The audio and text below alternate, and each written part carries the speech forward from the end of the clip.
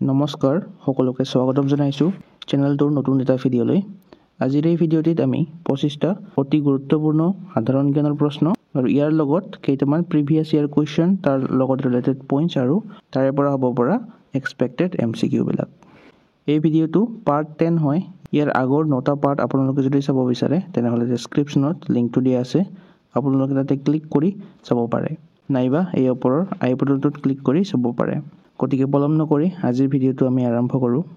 আজিৰ প্ৰথম প্ৰশ্নটো হৈছে who among the following was the political Guru of Gandhiji, অৰ্থাৎ গান্ধীজীৰ ৰাজনৈতিক গুৰুজনৰ নাম আমাক সুধিছে। শুদ্ধ উত্তৰ অপশ্যন বি গোপাল কৃষ্ণ গোখলে, অৰ্থাৎ গান্ধীজীৰ ৰাজনৈতিক গুৰুজনৰ নাম হৈছে গোপাল কৃষ্ণ গোখলে। গোপাল কৃষ্ণ গোখলে আছিল মহাত্মা গান্ধীৰ ৰাজনৈতিক গুৰু। Question number 2. In which year was the first Assamese printed book published? কোন বছৰত প্ৰথম অসমীয়া ছপা গ্ৰন্থখন প্ৰকাশ পাইছিল?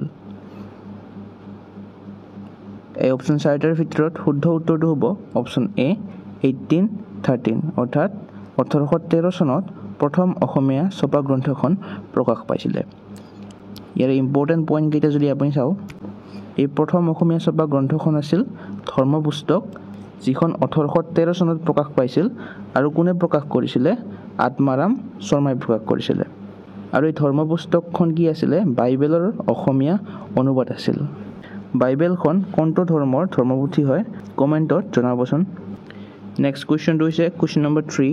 Which is the first state to establish Panchayati Raj system, অৰ্থাৎ পঞ্চায়তী ৰাজ ব্যৱস্থা স্থাপন কৰা কোনখন ৰাজ্য প্ৰথমখন আছিল? শুদ্ধ উত্তৰ অপশ্যন ডি ৰাজস্থান, অৰ্থাৎ এই ৰাজস্থান ৰাজ্যখনে পোনপ্ৰথমে পঞ্চায়তী ৰাজ ব্যৱস্থাটো স্থাপন কৰিছিলে। ইয়াৰ ইম্পৰ্টেণ্ট পইণ্টটো হৈছে পঞ্চায়তী ৰাজ ৰূপায়ণ কৰা ভাৰতৰ প্ৰথমখন ৰাজ্য আছিল ৰাজস্থান, আৰু এই পঞ্চায়তী ৰাজ ব্যৱস্থাটো জৱাহৰলাল নেহৰুৱে 1959 চনৰ 2 অক্টোবৰত ৰাজস্থানৰ নগৌৰত শুভাৰম্ভ কৰিছিলে। Next question number 4. Under the leadership of home for the first time in independent India a non-Congress ministry was formed, অৰ্থাৎ স্বাধীন ভাৰতত প্ৰথমবাৰৰ বাবে কাৰ নেতৃত্বত কংগ্ৰেছৰ বাহিৰে বেলেগ চৰকাৰ এখন গঠন হৈছিলে? এই অপশ্যন চাৰিটাৰ ভিতৰত শুদ্ধ উত্তৰটো হয় অপশ্যন চি মোৰাৰজী দেশাই, অৰ্থাৎ এই মোৰাৰজী দেশাইৰ নেতৃত্বতে স্বাধীন ভাৰতত প্ৰথমবাৰৰ বাবে কংগ্ৰেছৰ বাহিৰে বেলেগ এখন চৰকাৰ গঠন হৈছিল। আৰু এই চৰকাৰটো কি আছিলে? চৰকাৰটো আছিল JP, অৰ্থাৎ জনতা পাৰ্টি আছিল। চাওক, 1977 চনৰ সাধাৰণ নিৰ্বাচনত এই জনতা পাৰ্টি দলটোৱে কংগ্ৰেছক পৰাস্ত কৰি মোৰাৰজী দেশাইয়ে স্বাধীন আধুনিক ভাৰতৰ ইতিহাসত প্ৰথমজন অকংগ্ৰেছী প্ৰধানমন্ত্ৰী হিচাপে পৰিগণিত হৈছিলে। আৰু এই জনতা পাৰ্টিটো কোনে গঠিত কৰিছিলে? 1977 চনত জয়প্ৰকাশ নাৰায়ণে এই জনতা পাৰ্টিটো গঠন কৰিছিলে। Question number 5 হৈছে which Buragোহাঁই himself rejected the offer of becoming Ahom king of 2 occasions? কোনজন বুঢ়াগোহাঁইয়ে আহোম ৰজা হোৱাৰ বাবে দুবাৰ আহ্বানটো প্ৰত্যাখ্যান কৰিছিলে? অৰ্থাৎ তেওঁক দুবাৰকৈ আহোম ৰজা হোৱাৰ বাবে আহ্বান জনাইছিলে, কিন্তু তেওঁ প্ৰত্যাখ্যান কৰিছিলে। তেওঁ আছিলে অপশ্যন বি কটন বুঢ়াগোহাঁই, অৰ্থাৎ এই কটন বুঢ়াগোহাঁইয়ে আহোম ৰজা হোৱাৰ আহ্বানৰ দুবাৰকৈ প্ৰত্যাখ্যান কৰিছিলে। Next question number 6. Which of the following is not a work of 56th Gyanpith Awardee 2021 Shri Nilmani Phukan, অৰ্থাৎ 2021 চনৰ 56তম জ্ঞানপীঠ বঁটা বিজয়ী নীলমণি ফুকনৰ দ্বাৰা কোনখন তলৰ ৰচিত নহয়? অৰ্থাৎ এই চাৰিখন দিয়া আছে, ইয়াৰে কোনখন নীলমণি ফুকনৰ দ্বাৰা ৰচিত নহয় আমাক ক'বলৈ দিছে। ইয়াৰে শুদ্ধ উত্তৰটো হ'ব অপশ্যন ডি সাগৰ দেখিছা, অৰ্থাৎ এই সাগৰ দেখিছাখন নীলমণি ফুকনৰ দ্বাৰা ৰচিত নহয়। বাকী এই গোলাপী জামুৰ লগ্ন কবিতা সূৰ্য হেনো নামি আহে এই নদীৰে, এই তিনিখন নীলমণি ফুকনে ৰচনা কৰিছিলে। ইয়াৰ ইম্পৰ্টেণ্ট পইণ্ট কেইটা হৈছে নীলমণি ফুকনৰ জন্ম হৈছিল কেতিয়া? 1933 চনৰ 10 ছেপ্টেম্বৰত অসমৰ দেৰগাঁৱত জন্ম হৈছিল তেওঁৰ, আৰু তেওঁ 1981 চনত তেওঁৰ কবিতা সংকলন এই কবিতাৰ বাবে সাহিত্য অকাডেমী বঁটাৰে সন্মানিত হৈছিলে। আৰু এই নীলমণি ফুকন আছিল জ্ঞানপীঠ বঁটা লাভ কৰা তৃতীয়জন ব্যক্তি। প্ৰথম দুজন আছিলে বীৰেন্দ্ৰ কুমাৰ ভট্টাচাৰ্য তেওঁ লাভ কৰিছিল 1979 চনত আৰু মামণি ৰয়ছম গোস্বামী দ্বিতীয়জন আছিল, তেওঁ লাভ কৰিছিলে 2000 চনত। চাওক নেক্সট কুৱেশ্যনটো হৈছে during the British colonial rule in India the partition of Bengal was done in which ইয়াৰ? ভাৰতত ব্ৰিটিছ উপনিৱেশবাদী শাসনৰ সময়ত বংগ বিভাজন হোৱা বছৰটো কোনটো? অৰ্থাৎ বংগ বিভাজন কেতিয়া হৈছিল সেইটো সুধিছে। শুদ্ধ উত্তৰটো হয় অপশ্যন বি 1905 অৰ্থাৎ 1905 চনত বংগ বিভাজন সংঘটিত হৈছিল। চাওক ভাৰত ব্ৰিটিছ ঔপনিৱেশিক শাসনৰ সময়ত 1905 চনৰ 16 অক্টোবৰ তাৰিখে বংগ বিভাজন সংঘটিত হৈছিলে। আৰু এটা প্ৰশ্ন সুধিব পাৰে যে বংগ বিভাজনৰ সময়ত ব্ৰিটিছৰ ভাইচৰয় কোন আছিল, এইটোও সুধি থাকে। উত্তৰ হ'ব লৰ্ড কাৰ্জন। অৰ্থাৎ বংগ বিভাজনৰ সময়ত ব্ৰিটিছ ভাইচৰয়জন আছিল লৰ্ড কাৰ্জন, এইটো মনত ৰাখিব। কুৱেশ্যন নম্বৰ 8টো কি কৈছে? Who is also' known as সাহিত্য কাণ্ডাৰী? অৰ্থাৎ কোনজন সাহিত্যিকক সাহিত্য কাণ্ডাৰী নামেৰে জনা যায়? হেমচন্দ্ৰ গোস্বামী, লক্ষ্মীনাথ বেজবৰুৱা, পদ্মনাথ গোহাঞিবৰুৱা নে মহেন্দ্ৰ কন্দলী? শুদ্ধ উত্তৰটো হয় অপশ্যন চি পদ্মনাথ গোহাঞিবৰুৱা। অৰ্থাৎ এই পদ্মনাথ গোহাঞিবৰুৱাক সাহিত্য কাণ্ডাৰী ছদ্ম নামেৰে জনা যায়।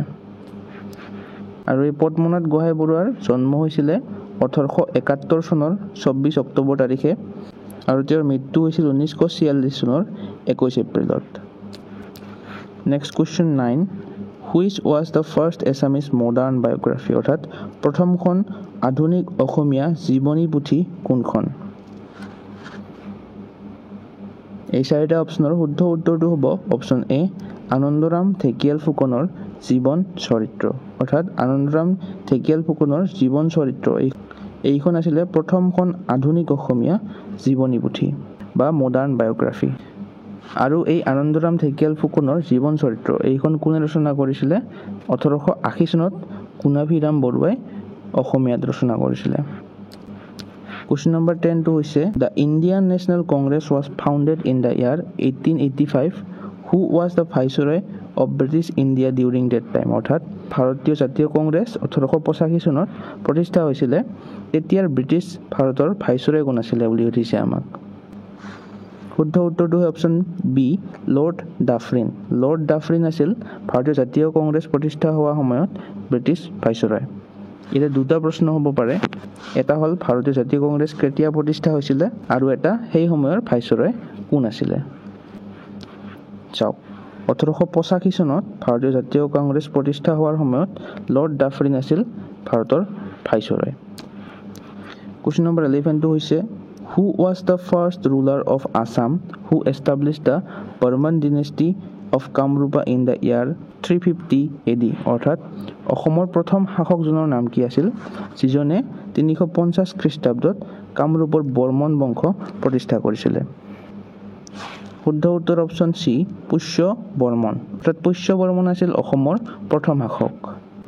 ইয়াতেও দুটা প্ৰশ্ন সোমাই আছে, অসমৰ প্ৰথম শাসকজনৰ নাম আছিল পুষ্য বৰ্মন আৰু এটা প্ৰশ্ন হয় কামৰূপৰ বৰ্মন বংশ কোনে প্ৰতিষ্ঠা কৰিছিল? চাওক পুষ্য বৰ্মনে 350 খ্ৰীষ্টাব্দত কামৰূপৰ এই বৰ্মন বংশ প্ৰতিষ্ঠা কৰিছিল। Next question 12 Harappa was located on the bank of which river? অৰ্থাৎ এই হৰপ্পাখন কোনখন নদীৰ পাৰত অৱস্থিত? গংগা, ৰাবি, হিন্দন নে ঘাগৰ? শুদ্ধ উত্তৰ অপশ্যন বি ৰবি। অৰ্থাৎ হৰপ্পা চহৰখন ৰাবি নদীৰ পাৰত অৱস্থিত। ইয়াৰ ইম্পৰ্টেণ্ট পইণ্ট কেইটা হৈছে হৰপ্পাখন সিন্ধু নদীৰ উপনৈ ৰবিৰ নদীৰ পাৰত অৱস্থিত আৰু এই হৰপ্পান সভ্যতাটোক সিন্ধু উপত্যকা সভ্যতা বুলিও কোৱা হয়। কুৱেশ্যন নম্বৰ 13টো হৈছে which Ahom king is also' known as Bamuni Konwar? অৰ্থাৎ কোনজন আহোম ৰজাক বামুণী কৰ বুলিও জনা যায়? শুদ্ধ উত্তৰ অপশ্যন ডি চুডাংফা। অৰ্থাৎ আহোম ৰজা চুডাংফাক বামুণী কৰ বুলিও আমি জানো। Question number 14 who constructed the grand trunk road? Grand trunk ৰোডটো কোনে নিৰ্মাণ কৰিছিল? আকবৰ, অশোক, শ্বেৰশ্বাহ ছুৰী নে চন্দ্ৰগুপ্ত মৌৰ্য? শুদ্ধ উত্তৰটো হয় অপশ্যন চি শ্বেৰশ্বাহ ছুৰী। অৰ্থাৎ এই গ্ৰেণ্ড ট্ৰাংক ৰোডটো শ্বেৰশ্বাহ ছুৰীয়ে নিৰ্মাণ কৰিছিলে। ইয়াৰ ইম্পৰ্টেণ্ট পইণ্ট কেইটা হৈছে শ্বেৰশ্বাহ ছুৰীয়ে 1600 শতিকাত গ্ৰেণ্ড ট্ৰাংক ৰোডটো নিৰ্মাণ কৰিছিলে আৰু এই গ্ৰেণ্ড ট্ৰাংক ৰোডটো এছিয়াৰ আটাইতকৈ পুৰণি আৰু দীঘলীয়া মেজৰ ৰোড হয় আৰু এই গ্ৰেণ্ড ট্ৰাংক ৰোডটোক সড়ক-ই-আজম বুলিও কোৱা হয়। Question number 15 হৈছে one of the most important Sufi shrines in India is located at which place? ভাৰতৰ আটাইতকৈ গুৰুত্বপূৰ্ণ সুফি ধৰ্মস্থলীসমূহৰ অৱস্থান তলৰ কোনখন ঠাইত? শুদ্ধ উত্তৰটো হয় অপশ্যন চি আজমেৰ, অৰ্থাৎ আজমেৰত ভাৰতৰ আটাইতকৈ গুৰুত্বপূৰ্ণ সুফি ধৰ্মস্থলীসমূহৰ অৱস্থান আছে। Question number 16 হৈছে the traditional Assamese bell metal industry is found in which place? পৰম্পৰাগত অসমীয়া কাঁহ শিল্প উদ্যোগ তলৰ কোনখন ঠাইত পোৱা যায়? সকলোৱে জানো শুদ্ধ উত্তৰ অপশ্যন বি সৰ্থেবাৰী, অৰ্থাৎ সৰ্থেবাৰীত অসমৰ পৰম্পৰাগত এই কাঁহ শিল্প উদ্যোগ পোৱা যায়। Question number 17 হৈছে which Sikh guru is called himself সচ্চা বাদশাহ, অৰ্থাৎ কোনজন শিখ গুৰুৱে নিজকে সচ্চা বাদশাহ বুলি কৈছিল? শুদ্ধ উত্তৰটো হ'ব অপশ্যন বি গুৰু হৰগোবিন্দ, অৰ্থাৎ গুৰু হৰগোবিন্দে নিজকে সচ্চা বাদশাহ বুলি অভিহিত কৰিছিলে আৰু গুৰু হৰগোবিন্দ আছিল তেওঁ ষষ্ঠ শিখ গুৰু আছিল তেওঁ। Question number 18 হৈছে name the king who invaded Delhi and plundered the Kohinoor diamond? কোনে দিল্লী আক্ৰমণ কৰি এই কোহিনুৰ হীৰাটো লুট কৰিছিলে? শুদ্ধ উত্তৰটো হয় অপশ্যন এ নাদিৰ শাহ, অৰ্থাৎ নাদিৰ শাহে দিল্লী আক্ৰমণ কৰি কোহিনুৰ হীৰাটো লুট কৰিছিলে। চাওক দিল্লী আক্ৰমণ কৰি কোহিনুৰ হীৰা লুণ্ঠন কৰা ৰজাজন আছিল নাদিৰ শাহ। তেওঁ 1739 চনত এই ভাৰত আক্ৰমণ কৰি ময়ূৰ সিংহাসনৰ অংশ আছিল যিটো কোহিনুৰ হীৰাটো সেইটো লুট কৰিছিলে। ভাৰতৰ শেষৰজন মোগল শাসক কোন আছিল আপোনালোকে কমেণ্টত ক'বচোন। নেক্সট কুৱেশ্যনটো হৈছে 19 in which district of Assam is the পানী দিহিং বাৰ্ড স্নেকচুৱেৰী লোকেটেড? পানী দিহিং পক্ষী অভয়াৰণ্যখন অসমৰ কোনখন জিলাত অৱস্থিত হয়? তিনিচুকীয়া, চৰাইদেউ, বজালী নে শিৱসাগৰ? শুদ্ধ উত্তৰ অপশ্যন ডি শিৱসাগৰ, অৰ্থাৎ পানী দিহিং অভয়াৰণ্যখন অসমৰ শিৱসাগৰ জিলাত অৱস্থিত। আৰু এই পানী দিহিং পক্ষী অভয়াৰণ্যখনক 1996 চনত বন্যপ্ৰাণী অভয়াৰণ্য হিচাপে স্বীকৃতি দিয়া হৈছিল আৰু ইয়াৰ টোটেল এৰিয়া হৈছে 33.93 স্কুৱেৰ কিলোমিটাৰ। Question number 22 হৈছে which one of the following is taken as the standard meridian for finding in Indian standard time? অৰ্থাৎ ভাৰতীয় মান সময়ৰ গণনাৰ বাবে তলৰ কোনটোক মানক সময়ৰেখা হিচাপে লোৱা হয়? শুদ্ধ উত্তৰটো হ'ব অপশ্যন চি 82 ডিগ্ৰী 30 ইষ্ট, অৰ্থাৎ 82 ডিগ্ৰী 30 পূবক ভাৰতীয় মান সময় গণনাৰ বাবে মানক সময়ৰেখা হিচাপে লোৱা হয় আৰু এই মেৰিডিয়ানটো উত্তৰ প্ৰদেশৰ মিৰ্জাপুৰৰ মাজেৰে পাৰ হৈ গৈছে। Question number 21 হৈছে in which district of Assam is the Peacock Island in the river Brahmaputra located? Brahmaputra নদীৰ মাজত থকা এই ময়ূৰ দ্বীপটো কোনখন জিলাত অৱস্থিত? গোৱালপাৰা, ধেমাজি, কামৰূপ মেট্ৰ' নে যোৰহাট? শুদ্ধ উত্তৰটো হয় অপশ্যন চি কামৰূপ মেট্ৰ', অৰ্থাৎ অসমৰ ব্ৰহ্মপুত্ৰ নদীৰ মাজত থকা ময়ূৰ দ্বীপটো এই কামৰূপ মেট্ৰ' জিলাখনত অৱস্থিত। Question number 22 হৈছে who led the famous 1857 revolt against British in Assam? অসমত 1857 চনত ব্ৰিটিছৰ বিৰুদ্ধে প্ৰসিদ্ধ বিদ্ৰোহৰ নেতৃত্ব কোনে দিছিলে? শুদ্ধ উত্তৰটো হয় অপশ্যন চি মণিৰাম দেৱান, অৰ্থাৎ 1857 চনত ব্ৰিটিছৰ বিৰুদ্ধে হোৱা প্ৰসিদ্ধ বিদ্ৰোহৰ নেতৃত্ব মণিৰাম দেৱানে দিছিল। Question number 23 হৈছে the member of the Rajya Sabha are elected for dash years? ৰাজ্যসভাৰ সদস্যসকলৰ কাৰ্যকাল কিমান? 5 বছৰ, 6 বছৰ, 3 বছৰ নে 2 বছৰ হয়? শুদ্ধ উত্তৰ অপশ্যন বি 6 ইয়াৰ্ছ, অৰ্থাৎ ৰাজ্যসভাৰ সদস্যসকলৰ কাৰ্যকাল হৈছে 6 বছৰ। চাওক ৰাজ্যসভাৰ সদস্যসকল 6 বছৰীয়া কাৰ্যকালৰ বাবে নিৰ্বাচিত হয় আৰু ৰাজ্যসভা হৈছে ভাৰতৰ সংসদৰ উচ্চ সদন। এইটো প্ৰশ্নও সোধে যে সংসদৰ উচ্চ সদনক কি বুলি কোৱা হয়? উত্তৰ হ'ব ৰাজ্যসভা। Question number 24 হৈছে who is known as the Luit Core of Assam? অসমৰ লুইট কোৰ বুলি কাক জনা যায়? ৰুদ্ৰ বৰুৱা, পাৰ্বতী প্ৰসাদ বৰুৱা, বিষ্ণু প্ৰসাদ ৰাভা নে জ্যোতি প্ৰসাদ আগৰৱালা? শুদ্ধ উত্তৰটো হ'ব অপশ্যন এ ৰুদ্ৰ বৰুৱা। অসমৰ ৰুদ্ৰ বৰুৱাক লুইত কোৰ বুলি জনা যায়। কুৱেশ্যন নম্বৰ 25 হৈছে বদন বৰফুকন ৱাজ এছাচিনেটেড বাই হুম। বদন বৰফুকনক কোনে হত্যা কৰিছিলে? এই অপশ্যন চাৰিটাৰ ভিতৰত শুদ্ধ উত্তৰটো হ'ব অপশ্যন বি ৰূপ সিং সুবেদাৰ। অৰ্থাৎ ৰূপ সিং সুবেদাৰে বদন বৰফুকনক হত্যা কৰিছিলে।